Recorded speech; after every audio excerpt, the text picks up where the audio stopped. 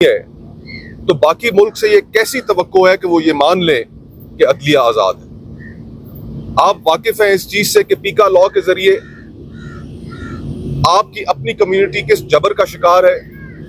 मुल्क के जो सियासी हालात हैं उनमें पॉलिटिकल पार्टीज को किस तरह विक्टिमाइज किया जा रहा है, और इन हालात में तमाम पाकिस्तान और हर वो शख्स जो किसी भी जुल्म और ज्यादती का शिकार हो, उसके पास एक ही इंस्टीट्यूशन होता है जिसकी तरफ वो आंख उठाकर देखता है, जिसके बारे में वो कोई उम्मीद रखता है कि वहां से उसे कोई इंसाफ मिलेगा, उसे कोई प्रोटेक्शन मिलेगी। लेकिन अफसोस के साथ कहना पड़ता है कि आज 26वीं आईनी तरमीम के बाद इस मुल्क की अदलिया को एग्जीक्यूटिव का एक झेली महकमा बनाकर रख दिया गया है। आज हमने यहाँ पर सुप्रीम कोर्ट में एक पिटिशन दायर की है, और ये पिटिशन हमने 2 जज साहिबान सुप्रीम कोर्ट के, जस्टिस मंसूर अली शाह साहब और जस्टिस मुनीब अख्तर साहब, उनका खत सामने आने के बाद हमने ये पिटिशन दायर की। उनके खत जो सामने आया उससे हमें क्या पता चला, इस मुल्क के लोगों को क्या पता चला कि कानून के तहत एक प्रैक्टिस एंड प्रोसीजर कमेटी बनाई गई थी, जिस कमेटी के 3 मेंबरान हैं, और 3 मेंबरान में से 2 मेंबरान ने यह फैसला किया कि 26वीं आईनी तरमीम के खिलाफ जो पिटिशंस हैं वो पूरी की पूरी सुप्रीम कोर्ट बैठकर सुने। ये प्रैक्टिस एंड प्रोसीजर कमेटी ने फैसला कर दिया। Chief justice of Pakistan Yahya Afridi साहब वो इस कमेटी के मेंबर थे, लेकिन अकलियत में थे। अक्सरियत से कमेटी ने फैसला कर दिया कि यह मामला पूरी की पूरी सुप्रीम कोर्ट सुनेगी। लेकिन ये जज साहिबान के खत के बाद हमें पता चला कि वाकया हुआ क्या। उनके खतूत में लिखा हुआ है कि chief justice of Pakistan justice Yahya Afridi साहब ने इस प्रैक्टिस एंड प्रोसीजर कमेटी के अक्सरियती फैसले को किस तरीके से उन्होंने नजरअंदाज किया। चीफ जस्टिस का मौक़िफ़ रहा कि मैंने गैर रस्मी एक मुशावरत की है सुप्रीम कोर्ट के तमाम जज साहिबान के साथ, और उस मुशावरत के नतीजे में यह फैसला किया गया है, यह राय सामने आई है कि यह सुप्रीम कोर्ट के तमाम जजेस बैठकर यह केस ना सुने। हजरत, हम कानून के अदना से तालिब इल्म हैं। यहां पर जो हमारे दोस्त खड़े हैं, काले कोट पहने, रियासत आजाद साहब है, जफर खोकर साहब है, नसीर कियानी साहब हैं, दीगर हमारे जो बार के ओहदेदारान वकला हजरात यहाँ पर मौजूद हैं, हम अदना से कानून के तालिब इल्म हैं। और ये बात हम भी समझते हैं कि जब एक एडमिनिस्ट्रेटिवली कमेटी ने अक्सरियत के साथ फैसला दे दिया कानून के तहत, तो उसको आप गैर रस्मी मुशावरत से नजरअंदाज नहीं कर सकते। और आज हमारी पिटिशन के अंदर भी हमने यही मौक़िफ़ इख्तियार किया है कि वो फैसला अपनी जगह पर स्टैंड करता है। चीफ जस्टिस याया आफरीदी साहब, उनकी गैर रस्मी मुशावरत की कोई कानूनी हैसियत नहीं, और हमने ये अपनी पिटिशन के अंदर इस्तदा की है कि रजिस्ट्रार सुप्रीम कोर्ट को यह हुक्म दिया जाए कि उसी कमेटी के फैसले के मुताबिक जो आज भी फैसला स्टैंड करता है कि ये 26वीं आईनी तरमीम के खिलाफ जो पिटिशंस आई हैं ये पूरी सुप्रीम कोर्ट बैठकर सुने। आईनी बेंच इन पिटिशंस को सुनने का अहल नहीं है। आईनी बेंच जो खुद एक क्रिएशन है 26वीं आईनी तरमीम की, वो कैसे इसको सुन सकता है। तो ये मौक़िफ़ आज हमने रखा है सुप्रीम कोर्ट के सामने कि जनाब, ऑलरेडी जजेस कमेटी के 2 जज साहिबान का व्यू पब्लिक में सामने आ चुका है। मैं 26वीं आईनी तरमीम में उसके खिलाफ मोहतरम अख्तर मेंगल साहब के साथ, मोहतरमा फहमीदा मिर्जा साहिबा के साथ, मोहतरम मोहसिन दावर साहब के साथ पिटिशनर हूं। मेरे हकूक मजरूह हुए, पिटिशनर्स के हकूक मजरूह हुए, ये सुनकर कि अक्सरियती कमेटी के फैसले को जिस तरीके से खिलाफ कानून नजरअंदाज किया गया है। हमारी इस्तदा है इसी सुप्रीम कोर्ट के सामने कि जस्टिस मंसूर अली शाह साहब और जस्टिस मुनीब साहब का किया हुआ फैसला स्टैंड करता है, और उस पर अमल किया जाए, और अमल करके 26वीं आईनी तरमीम के खिलाफ जितने तमाम केसेस हैं वो पूरी की पूरी सुप्रीम कोर्ट सुने। आईनी बेंच की तरफ से सुनना हम उसको खिलाफ कानून और खिलाफ आइन समझते हैं। हम उसको एजिटेट करेंगे। और ये आज पहला कदम है, हमने ये यहाँ पर सुप्रीम कोर्ट का आके दरवाजा खटखटाया है, लेकिन इस इदारे की अपनी एक तारीख भी है।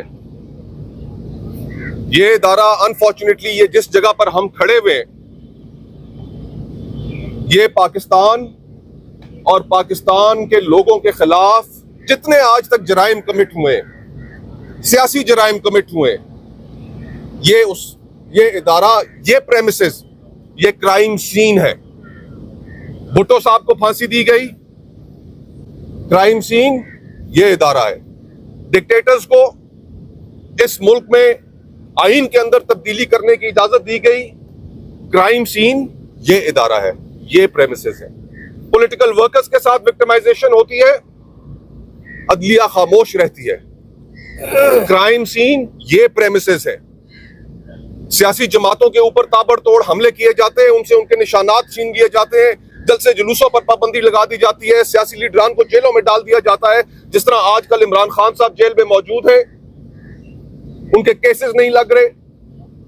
जो पॉलिटिकल विक्टिमाइजेशन हो रही है उनकी अहलिया, उनकी बहनें, उनकी पार्टी के साथ, क्राइम सीन ये प्रेमिसेस हैं।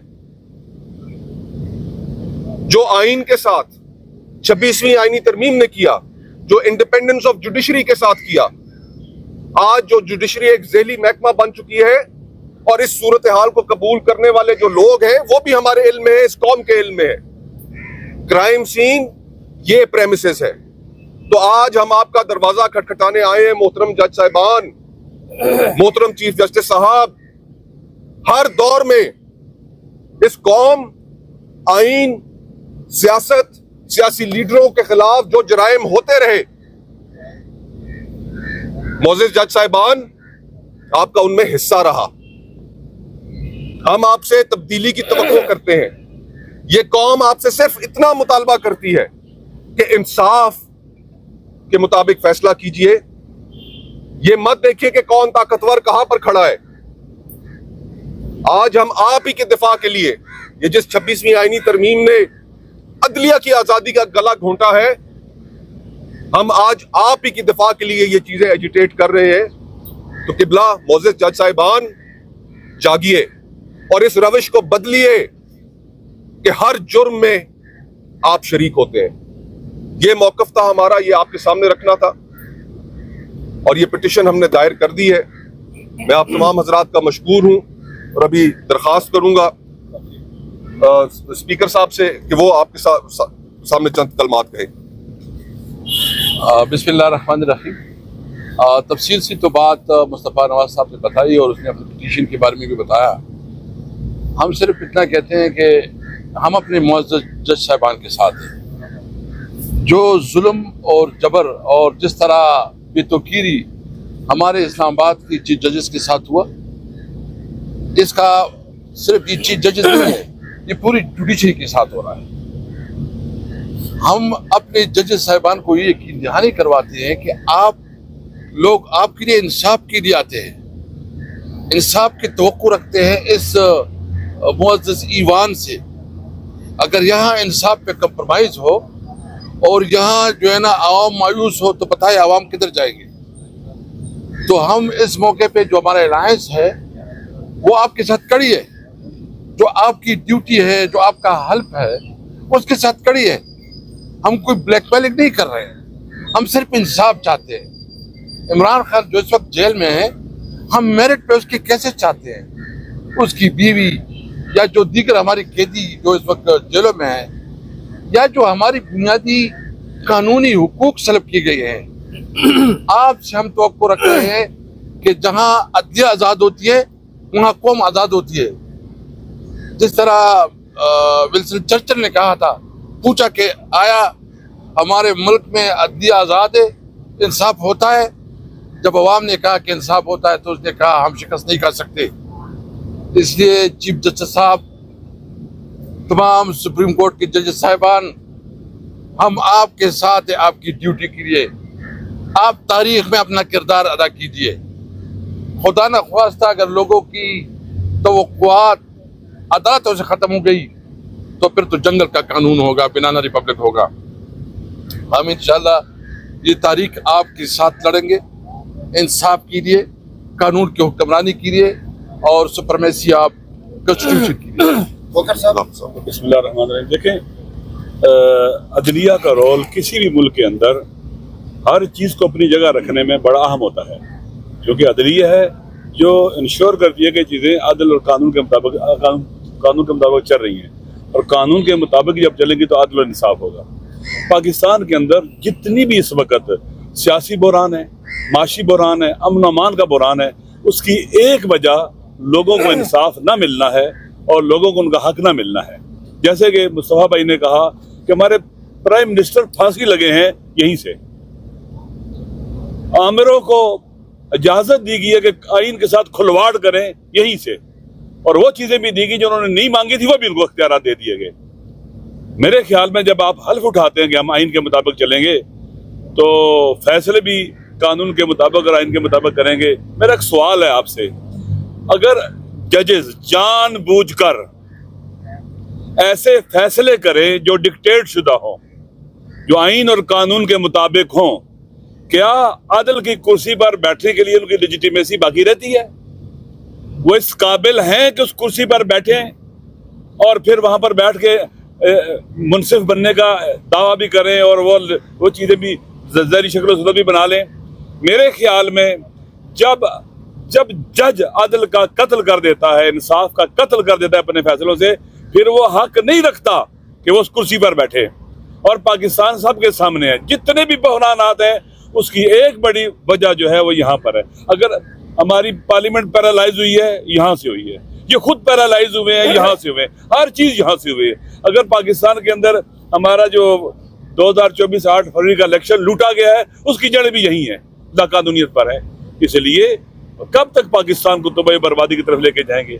कब तक इसे डूबता हुआ देखेंगे? अभी आप देख रहे हैं पंजाब में सैलाब है, सैलाब में गर्क हो रहा है। पाकिस्तान लाकानूनियत के तूफान में गर्क हो चुका हुआ है, तबाह बर्बाद हो रहा है। खुदा के लिए इस पाकिस्तान को बचाए। देखें, इमरान खान से लोग क्यों मोहब्बत करते हैं? वो सच्चाई के साथ खड़ा है, सच बोल रहा है, झुक नहीं रहा है। अगर आप भी सच्चे फैसले करेंगे, कानून के मुताबिक फैसले करेंगे, लोग आपको अपने सर का ताज बनाएंगे, आपकी इज्जत और वकार होगा, कोई आपको प्रेशराइज नहीं कर सकेगा और आप सदियों जिएंगे। अगर ऐसा नहीं करेंगे तो दुनिया और आखिरत की दोनों की जो है ना रुसवाई भी है और रूसियाई भी है। मुझे उम्मीद है कि एक वक्त जरूर आएगा, पाकिस्तान के अवाम डिजर्व करते हैं कि उन्हें अदल और इंसाफ मिले और पाकिस्तान आगे बढ़े, पाकिस्तान के इदारे चले। साहब, ये बताएं कि बुनियादी तौर पर पार्लियामेंट में आपको दीवार से लगाया जा रहा है, यहाँ तक कि आप इस्तीफों की तरफ चले गए हैं। जो सियासत है आपको वहाँ नहीं करने दी जा रही। आपकी पार्टी को जो है, मतलब आप कह रहे हैं कि रियासती इंतकाम का निशाना बन रही है आपकी। अदलिया से आपको इंसाफ नहीं मिला, ना पार्लियामेंट में आपकी जगह है, ना अदलिया में आपके लिए इंसाफ है, ना सड़कों पर आपके कारकुनान को आने दिया जाता है। ये निज़ाम और ये रियासत कहाँ जा रही है? देखिए, हम तो अवाम हैं, हम पॉलिटिकल पार्टी है। पॉलिटिकल पार्टी जो है ना एक पुरअमन जद्दोजहद कर सकती है, अपनी आवाज़ उठा सकती है। हम इस जुल्म और जबर के खिलाफ अपनी आवाज़ उठाएंगे। इस मुल्क को बनाना रिपब्लिक उन्होंने जो बनाया है, इससे निकालने के लिए हमारे पास एक ही रास्ता है, जद्दोजहद, और वो जद्दोजहद हम कर रहे हैं। हम इसकी जुल्म और जबर और जो इसकी फाशिस्ट रवैये है इससे न डरते हैं न पीछे हटते हैं।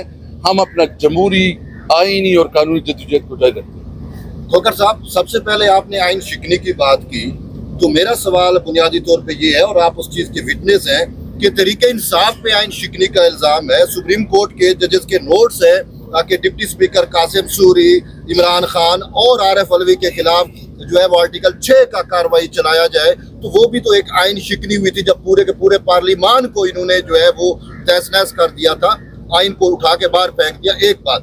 दूसरा ये मेरा सवाल है कि जो आपने मरकजी पिटीशन यहाँ पे दायर की है, उसमें आपने एक मफरूजे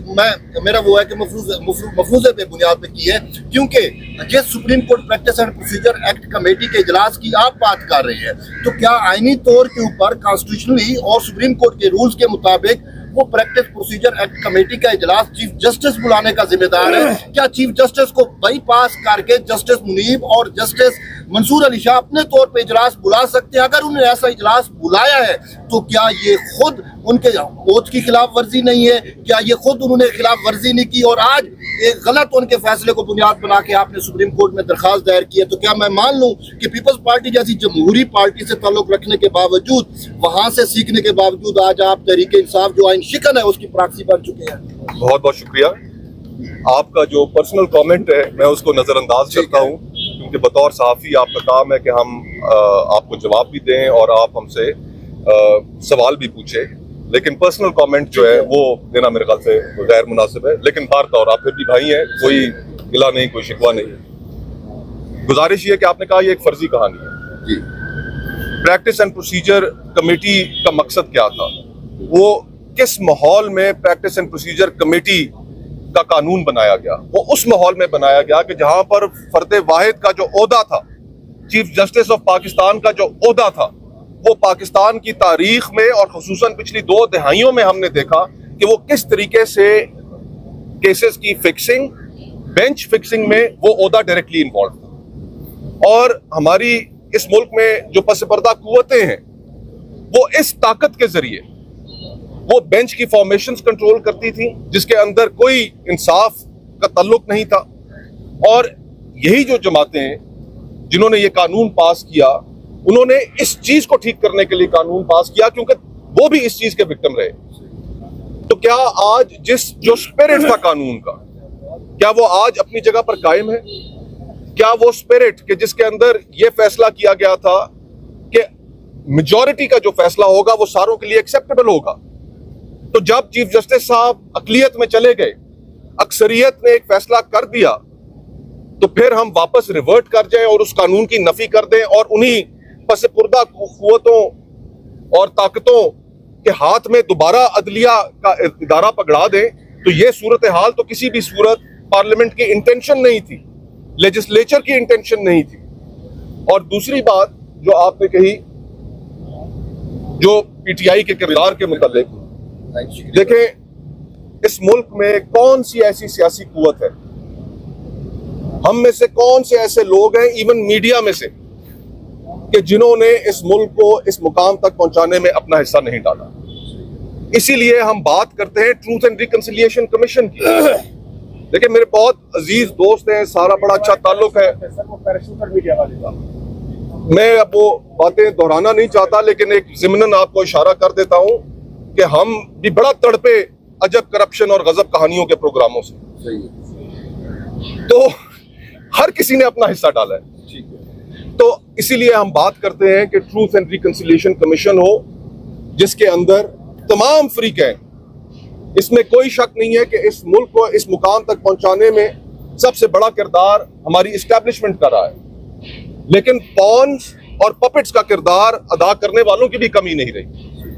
हर कोई सामने आए, अपने हिस्से की गलतियों को तस्लीम करे, हम अपने हिस्से की गलतियों को तस्लीम करने के लिए तैयार हैं। और जब तक हम ये अपनी गलतियां तस्लीम नहीं करेंगे, माशरे में से पोलराइजेशन नहीं खत्म होगी और माशरा आगे नहीं बढ़ेगा। सियासी इख्तलाफात हम रखना चाहते हैं, आपकी राय का बहुत एहतराम है, और इंशाअल्लाह हम चाहते ये हैं कि सियासी दुश्मनियां, इदारों के अंदर जो कॉम्प्रोमाइज हो गए इदारे, कि वो सारे अपने आइन के तय करदा असूलों के तहत काम करें और माशरे में से ये पोलराइजेशन खत्म हो।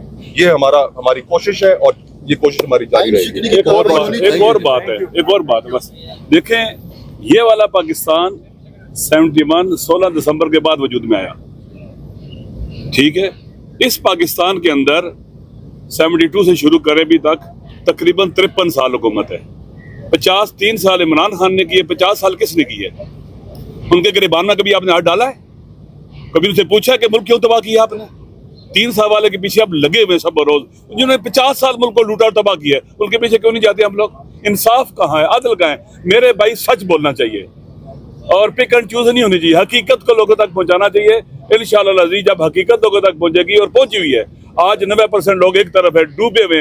आज जो पाकिस्तान की तबाही के जो किस्से और कहानियां दुनिया के सामने, वो अजीब है, तारीख में इसकी मिसाल नहीं मिलती। उम्मीद है पाकिस्तान के अवाम जीतेंगे, अक्ल प्रिवेल करेगी, और वो लोग जिन्होंने अवाम का हक लूटा है, इलेक्शन लूटा है, वो इंशाअल्लाह अवाम के सामने उनके चेहरे बेनकाब हो गए हैं और वो इस काबिल नहीं रहेंगे कि अवाम को फेस कर सके। शुक्रिया, बहुत बहुत शुक्रिया।